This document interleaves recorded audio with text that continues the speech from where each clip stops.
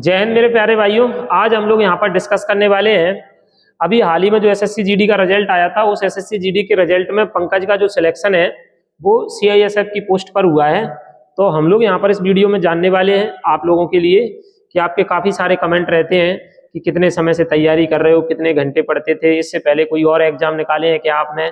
ऐसे बहुत सारी जो चीज़ें हैं वो हम लोग इस वीडियो में डिस्कस करने वाले हैं। तो सबसे पहले तो पंकज को शुभकामनाएं सिलेक्शन के लिए।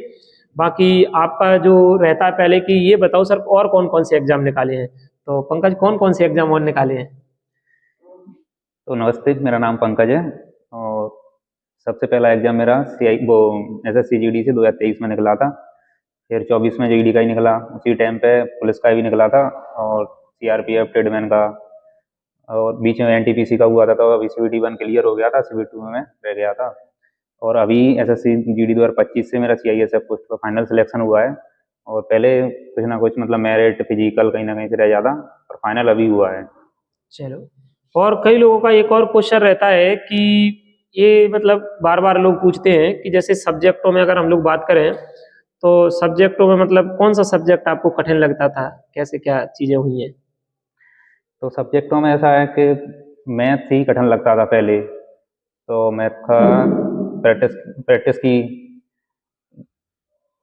कोचिंग से, ऑफलाइन कोचिंग से प्रैक्टिस की और नोट्स बनाए थे। तो टाइप बाय टाइप नोट्स खुद के हैंड रिटन बनाए थे, जिससे पर मैंने एक बार पूरा सिलेबस कर लिया था मैथ का, मतलब सभी सब्जेक्टों का, मैथ का, रीजनिंग का, जीएस का भी।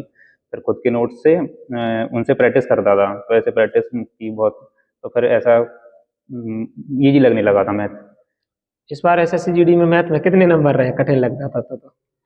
नहीं, इस बार मेरे पूरे नंबर हैं मैथ में। पहले भी थे, 2024 की वैकेंसी थी ना, उसमें मेरे 19 क्वेश्चन सही थे मैथ में, और अभी भी इतने ही क्वेश्चन सही है। 19 क्वेश्चन? 20 में से 19 क्वेश्चन सही। अच्छा, तो मेरे भाई ऐसा है कि ऐसा मत सोचा करो कि कोई सब्जेक्ट अगर आपको कठिन लग रहा है तो मतलब उसको आप लोग बेहतर नहीं कर सकते। बिल्कुल आप लोग बेहतर कर सकते हैं। ठीक, आप लोग देखो 20 में से 19 क्वेश्चन जो है वो सही है, और रीजनिंग में 20 में से 20 सही है, मैथ में 20 में से 19 सही है, क्योंकि ये स्कोरिंग सब्जेक्ट है। अगर आप लोग बेहतर करोगे और बाकी सारे सब्जेक्ट लेकर के चलना है, सिलेक्शन तो तभी होता है।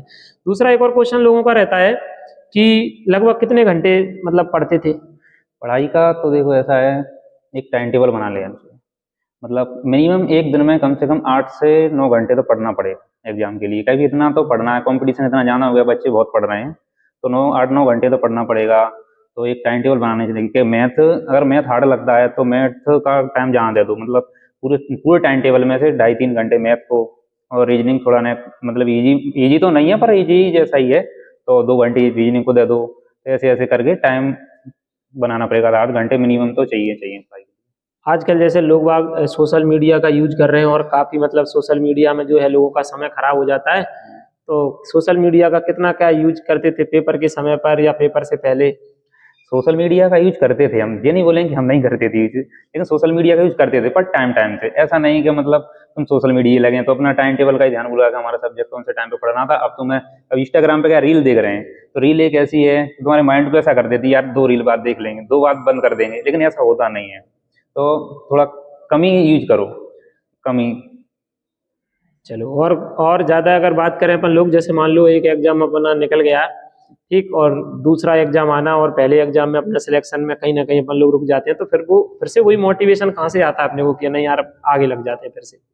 हाँ, ऐसा मेरे साथ हुआ है।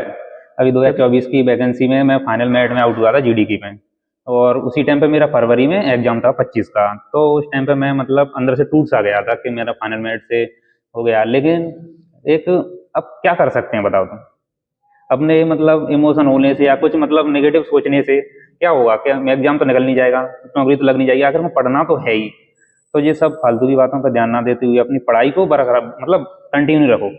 अरे जो होना था वो हो गया, छोड़ो उसको, उसी दिन खत्म करो, जिस दिन रिजल्ट आया उसी दिन हो गया तो ठीक है, नहीं हुआ तो अब, लेकिन अपनी पढ़ाई को बेकार मत करो।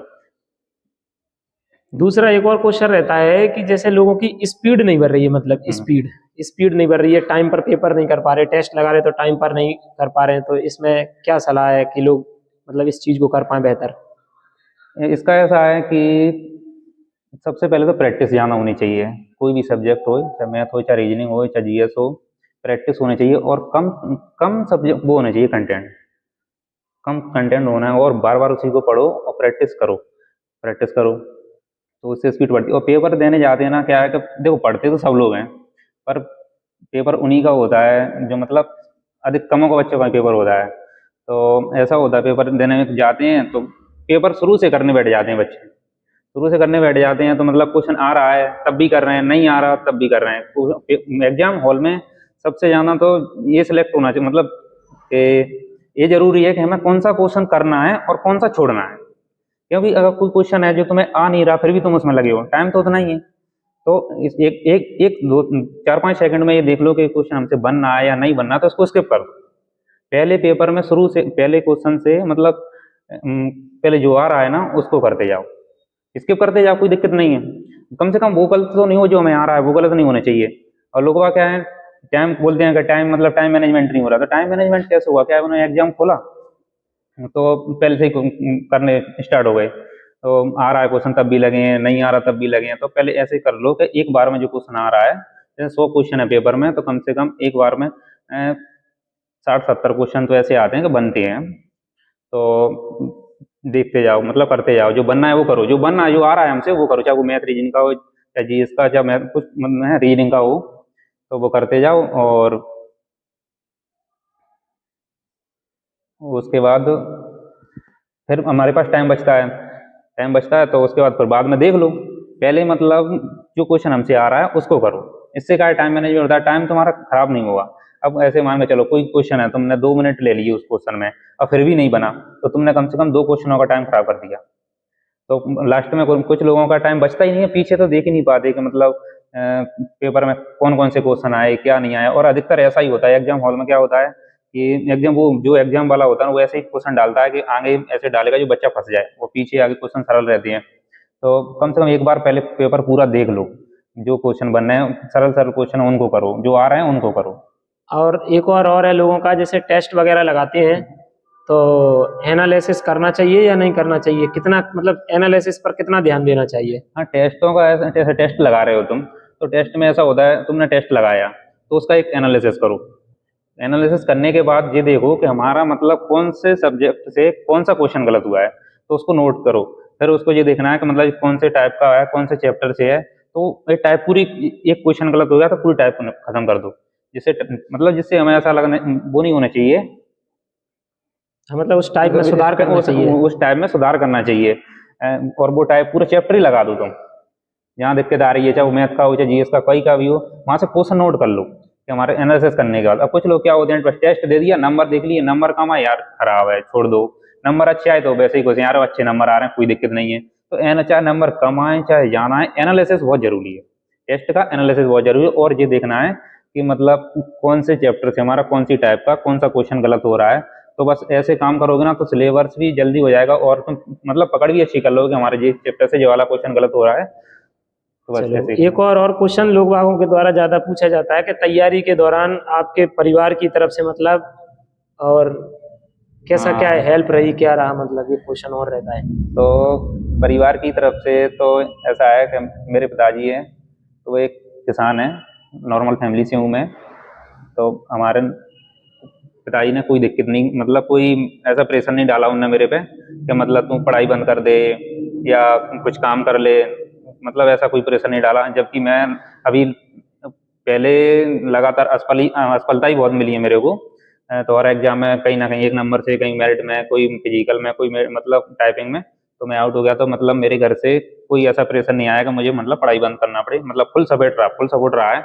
एंड लोग बाग बोलते थे गांव के मोहल्ले के बहुत भी, मतलब सब लोग बाग ही हैं, तो बोलते थे कि मतलब काम धंधा देख लो, कुछ जरूरी नहीं है, नहीं हो रहा तो नहीं होने दो।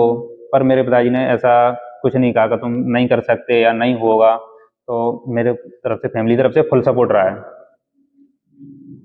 तो मेरे भाई ऐसा है कि आप लोगों का जिनका एग्जाम आने वाला है 2026 का, तो लगातार आप लोग जो है वो प्रयत्न करते रहिए। ठीक, कभी ना कभी लोगों के साथ जो है वो असफलताएं मिलती रहती हैं, लेकिन अगर आप लोग लगातार प्रयत्न करोगे तो आपका जरूर सिलेक्शन होगा और बेहतरीन पोस्ट मिलेगी आप लोगों को।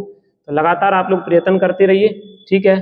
और बाकी तो कुछ मतलब यही सारी की सारी चीज़ें आप लोगों के द्वारा ज़्यादा पूछी जाती हैं तो मैंने पूछ ली हैं। ठीक, दूसरी चीज़ ऐसा है, कोई स्पेशल ऐसा नहीं है, मैंने बोला है कि वीडियो के दौरान कभी कभी ऐसा हो जाता है, लोग कहते हैं कि लोग बोल देते हैं ऑफलाइन में पढ़ा, तो मेरे भाई क्या है, अभी जो सारे के सारे इंटरव्यू आप लोग देख रहे हैं, तो ये हमारे यहाँ मतलब अपनी ऑफलाइन कोचिंग है, उसी में सारे लोग पढ़े थे, तो उन्हीं के द्वारा चीज़ें पूछी जा रही हैं कि आप लोग और बेहतर कैसा कर पाओगे। बाकी आप जहाँ भी पढ़ रहे हैं, मैंने बार बार बोला है, बहुत अच्छे तरीके से सारे लोग मेहनत कर रहे हैं और आप भी लगातार मेहनत करिए, सारे टीचर लोग कर रहे हैं।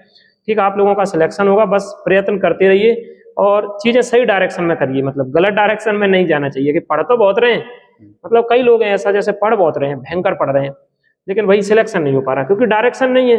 अब डायरेक्शन का मतलब ये है कि प्रीवियस ईयर के क्वेश्चन नहीं लगे, आपको यही पता नहीं है कि चीज़ें पूछी कहाँ जा रही हैं और आप लोग लगातार लगे हैं तो ऐसा भी नहीं है, बिल्कुल एक सही दिशा में जो है वो तैयारी करिए और आप लोगों को शुभकामनाएं जिनके एग्जाम आने वाले हैं।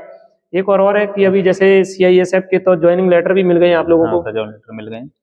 ट्रेनिंग कहाँ दिया है सेंटर ट्रेनिंग के लिए? छत्तीसगढ़ के भिलाई सेंटर पे हमारा ज्वाइनिंग सेंटर है, छत्तीसगढ़ भिलाई। अच्छा, ट्रेनिंग छत्तीसगढ़ में होगी।